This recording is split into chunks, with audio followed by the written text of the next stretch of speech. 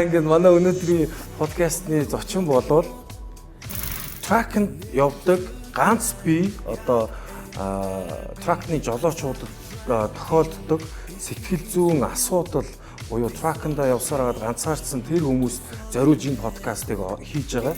Нэг эвгүй хоёр малгайтай цамцсан хүмүүс нэг нь хар нэг нь шар байсан баг. Тэгээд малгайтай цамцаа ингээд бүр ингэсэн ингээд амар сэжигтэй хоёр хүн өвдөс яг чиглэн ирэхээс хажуугаар ингээ алхахтай ингээ хажуугаар ингээ хараад нэг нь малгайтай цамцныхаа доогоор ингээ барин ингэж мөлж хож хараад.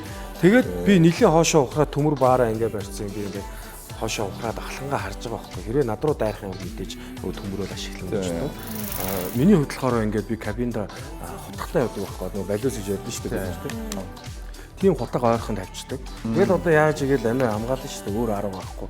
Энд чи Америк нэгдсэн улс дуртай нэг нэгээр буундаад алдаж шүү дээ. Та нэг утгалаад алдаж шүү дээ. Одоо тэгээ хоолол идэхлээ шүү дээ.